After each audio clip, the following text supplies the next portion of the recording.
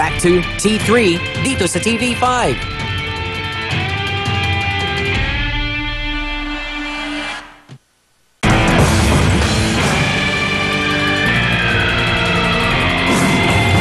Nandito po ngayon sa atin sa T3 si Lenny, di niya tunay na pangalan. Ito po ang ating 14 anyos na complainant ay inarereklamo ang di umano'y panghihipo sa ginawa sa kanya ng isang SPO1 Angeles Liano na taga Substation 4 PNP Caloocan, mga tol. Caloocan na naman. Nakaaway kasi ni Lenny yung isang babae na karelasyon daw na lesbo na siya namang nagbit-bit sa dalagita sa presinto. Pero sa loob raw ng police mobile ay dito ginawa ng pulis ang kahalayan sa bata. Bukod sa hinipuan, mga tol, si Lenny. At hinubad pa raw ang kanyang pantalon. Ay, kalokohan na yung katarang. Bay, sus, Ginoo. Rafi, baka ang minit ng...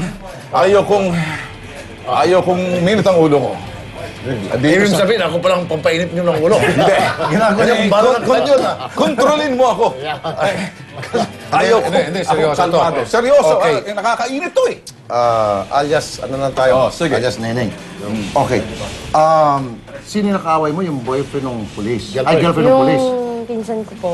Pinsan mo yun? Opo. Na girlfriend ng pulis? Opo.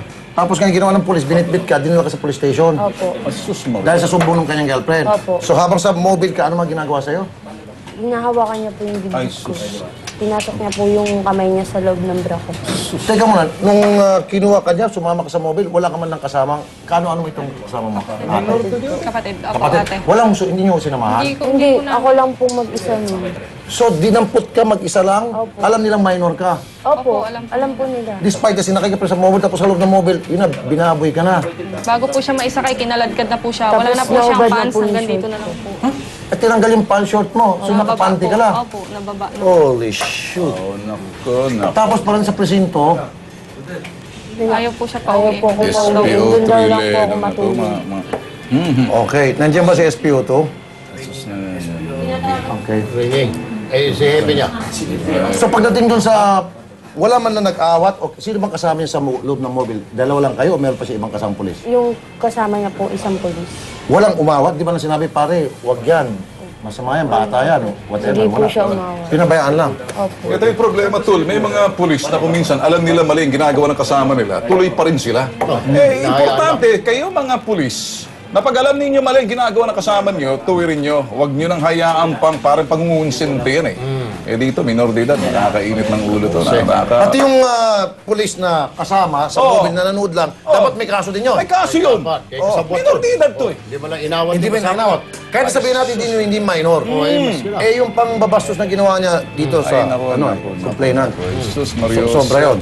Wala pa. Ay, sumagot na yung pulis. Dito si Carmen, tingnan na lang. Ano ang pangalan ng Angeles Lieno. Oh, Lieno. SP. Walang yakang Lieno, kung animal kang hayop ka talaga. Lieno, Relieno, bangus ka nga. Relieno. Gagawin ka namin, nako. Yana, naka-diaper na siguro si Lieno ngayon. Ay, nako, siguro. O di may arinola sa tabi niya, ihina sa pantalon.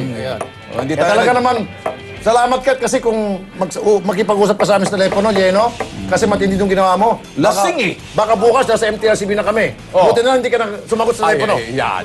Baka hindi tayo makapagpigil, lalo na ikaw. Orbe, may MTRCB tayo. Buti na lang, Lieno, hindi mo sinagot telepono mo. Pati yung Hepe, ayaw na magsalita. Pati yung Ayaw Hepe. na rin. Ayaw niya. Eh, dapat siguro ang gagawin dyan, si Colonel, doon sa i-report mo kay Chief PNP, sino si Carl Dueñas, pag ganito ang klase. Hindi, pero ano naman tayo, bata kasi, Women's and Children's Desk. So, yun yung magkakaso dito kay Lieno. Pero dapat malaman ng kanyang ayaw sumagot yung kanyang hepe, pati yung pulis na yun. Saan mo ito? Pulis Caloocan? Caloocan. Yung COP ng Caloocan, wala? Ay, pulis kalokohan na. Baka ako dito. Yung District Director, DD. Dicano. Licano, si... Dicano. Ringing. Ayan, sigurado. Yung Deputy COP. Alam niyo naman, di ba? DD, Deputy DD, Oh. COP, Deputy COP. Oh, ba? Ay, marami. diba? Oh, pwede. Supervisor. Oh, di, Station Commander. Station Commander. Alam ni yan, Di ba? Pababa. Ayan. Oh, kompleto Diba? tayo dyan. Ay, Wala talaga? Wala ba? talagang wala. Ito mo na. Si, ano na lang, si Deputy, Kay Colonel Didi. Hindi. Di si, Si Ma'am, Tol kay Rap Colonel dito. Libuno na lang muna ilapit. Hepe ng Women's and Children's Desk ng Campo Crame na si Police Superintendent Emma Libunaw. Good afternoon po. Magandang hapon po, ma'am. Ito, mainit ang Magandang ulo. hapon po. Magandang hapon ho. Siguro ho, kung nakikinig ho kayo sa amin, itong minor de edad na kinaladkad daw ho ng pulis ho, na SPO, itong SPO Trilleno. SPO 1, ang ginawa ho kasi, minolestya na ho. Ito ay pinaghihipuan, pinaghibaran ng pantaon sa loob ng mobile. Dito ho ngayon sa aming station. Ano ho magagawa ninyo rito sa mga kasong ganito? Child abuse case po yun. Okay. Ay, Opo. ano pwedeng gawin, ma'am? Ano may tutulong kaya natin dyan? Sasampahan po natin ang kaso, yung police. At saka po, pwede po ang criminal case at saka yung pong administrative case. Laban dun po sa police. Opo. So, malaking pag-asa na masisibak sa serbisyo itong pulis na ito, si Yeno. Kung mapupurso po at mapapatunayan po na talagang nagkasala siya, kung lalo na po kung alam niya na minor de edad po yung si Neneng. Tapos po ginawa pa po niya yung ganon kasi po talagang kami naman ay naturuan naman po kami kung paano i-handle yung mga minor de edad Ma'am, may tanong ako dalawa kasi yung tao doon sa mobile. Yung isa po nagdadrive, yung isa po yung nangihipo. Yung po nagdadrive na hindi man lang sinaway yung kanyang kasama, yung ba may kaso din yun, ma'am? Dapat po, siguro pwede po siguro dahil dapat sinaway po niya. Saka po, the fact na nasa mobile car sila, hindi dapat nang ginagawa yun. Tama. Yun. So dapat ma'am, hindi lang po yun ang hipo, itong manyakis na demonyong si Yeno, kundi pati yung kasamahan niya, ma'am, dapat masampan din natin kaso, pareho. Opo, isama na rin po natin sa complaint. Kasi alam naman po nilang dalawa, nung pumunta sila sa bahay nitong si Neneng, Minor na minor ito at away ng pinsan, pinsan. at itong pulis kasi, girlfriend niya yung pinsan niya, kinaaway niya, ginamit yung resources na mobile sa kalokohan. Opo, tsaka hindi po yung minor po, hindi po basta-basta dinadampot ng pulis Tama. Opo, meron pong dapat po, tumawag sila ng DSWD. Yun. O kaya sa women's desk po para... Suspetsa ko ma'am, inabot ng kamunduhang Lasing kaisipan itong pulis na ito. Opo. Sinapian. Nakakalungkot po na may mga pulis po tayo kung minsan hindi pa rin nila alam kung paano yung pag-handle properly ng mga minor de edad. Alam nila ma'am siguro, talagang inaabot na siguro ng... alam nyo mga tol, ang pinaka-problema talaga dito, time and time again, maging si Chief PNP, nag-aamin na rin, yung sa recruitment. Ayan. Kasi yung screening hindi ganun katindi. Marami may mga sira sa ulo. Although hindi naman lahat may mga topak dyan ng mga pulis na kalalabas siguro ng mental hospital. Gusto maging pulis. Pakilala kita kay congressman, kay mayor. Pulis ka na. Ganun eh. Ito si Neneng, anong gusto mo? Anong hiling mo rito? Habang pinakikinggan tayo ni... Pakulong po. Gusto mo makulong? Opo, matanggal po sa Gusto service. mo makulong? Ayun. Kulong. So ma'am, gusto rin niyo po makulong. Talagang ganun po dapat talagang mangyari. Yung dalawa po, Opo. hindi lang po yung nanghipo. Opo, tsaka po kung may sineneng po, kung meron pong nakakita doon sa ginawa sa kanya, mas maganda po na pagpunta po sa amin ay kasama na po yun. Marami Yung po nakikita. kung may witness po siya doon po sa lugar, kahit po yung pamamolestya sa loob ng sasakyan, pero yung pong pagkuha sa kanya doon sa bahay o kung saang lugar, mas maganda po na may witness tayo. Maraming witness yan. Maraming nakikita. Marami to. Halos lahat po doon. Sa barangay nila. barangay. Ano nakikita kasi ng ulo dito mga tol at ma'am, Colonel, yung bang ginamit ng police yung resources ng PNP, Tama. yung mobile, pati yung kanyang kasama, para lamang magantihan ito, sapagkat nakaaway nito yung girlfriend, ito si police. Sus Mario. Ginamit niya kanyang Away tsawa. magpinsan ng himasok yung pulis sa Himasok. girlfriend niya. Ay, sige ma'am, siguro, pasamahan na lang natin Iyo. kay Ma'am Libunaw ito. Sige ma'am, sasamahan po namin dyan sa inyong tanggapan, Colonel. Opo. Bukas. Okay, at pwede ba pag nagpakita dyan si Yeno, pwede ba kung sumama, tapos sabi nga ni Tolben, yung camera patayin. Pag, Paano yung Tolben? pag buhay ang camera, Sige po. protektado ka. Pag patay, Aawat ako. delikado ka. Ahawat kayo ma'am. Papatayin na lang ng camera. Papatay ng Opo, camera. Audio na lang, audio. Aawat po ako. Joke lang, sige po. Ma'am, salamat po. Ma'am Libunaw, ma'am, madam. Bye-bye po. Ito naman, ireklamo natin pati yung hepe. Ayan. Kausapin mo. Superintendent, Senior Superintendent Jose mula Bidueñas, ang isumbong mo kay Chief PNP. Magandang hapon po, sir. Magandang hapon din po sa inyo. Ay mangyari po ito isang pulis ng Caloocan, itong si SPO 1 Yeno, ay may dinampot na 14 anyos at sinakay sa mobile Sa mobile pa lamang, siguro hindi nakapagpigil itong buwang na ito. Abay, pinaghihipuan na itong 14 anyos na babae. At tinanggalan pa ng salawal. Sos!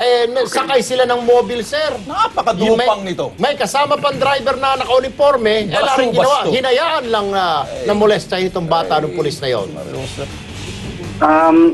Unang-una, kung anong rason niya sa pagdampot niya sa minor de edad na yun, dapat diniretso niya sa DSWD. Tama. Kasi yan ang tamang agency na magkakaroon ng disposition dyan sa minor. Oh. Ngayon, ang nakikita ko dyan parang grave abuse of discretion. Illegal na rin sa atang ginawa niya. Ba't niya dinampot kung anong kasalanan man ng minor de edad na yon? Medyo lasing daw yung pulis, pero yung nakakainit din ang ulo, sir, ha? Pati yung may dala ng mobile, hindi man lang inawat itong si SP ginawa. Walieno habang minumolesta itong bata. Di sabay-sabay na natin silang kasuhan. Yun. Yan ang sinasabi ko. Ngayon, pati yung Sigurado chick yan pag may kriminal sinusundan kagad namin administratibo yan Si Colonel una-una, Colonel Sir, kaya kami napatawag sa inyo, despite the fact na alam namin mabilis din umaksyon si Colonel Libunaw ng CIDG, yung sa Women's Children's Desk. Sana, sir, pwede niyo po bang makul attention itong sino ba chief of police dyan sa Caloocan? Di ba, police? Ay, naku, Sos Mariosep, si Santos! Hindi. Si Jaime! Si Tio! Chief? Jimmy pala mabait sa Makati. Jimmy. Walang relationship, ha? Wala. Sir, tuwing tatawag kami yan si Kel Santos, sir, hindi sumasagot ng telepono. Oo. Kasi may binabantayan. Automatic po yan. Pag may reklamo sa mga tao niya, dinidirekta namin ng hepe. Siya munang unang managot bago yung tao niya. Ay, salamat. mabuti naman.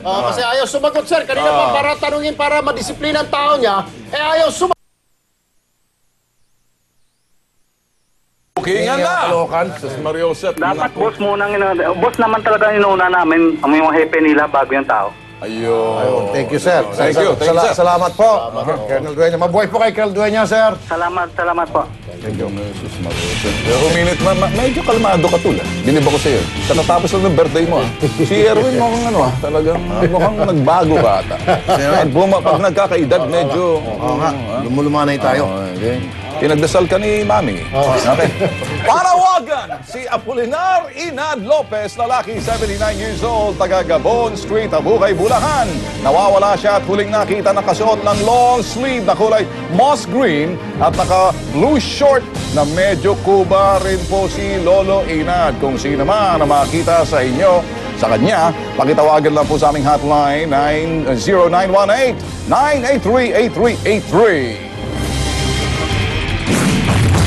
Sa pagbabalik ng T3, amang doble-doble ang trabaho para lang may pagkakitaan.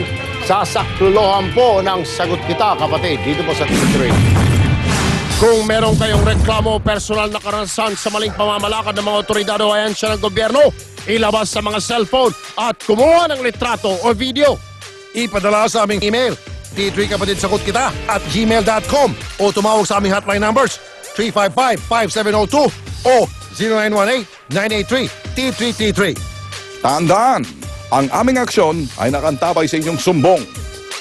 Bakit kaya nyo lang si Juan? Baguhan ka palang PO1.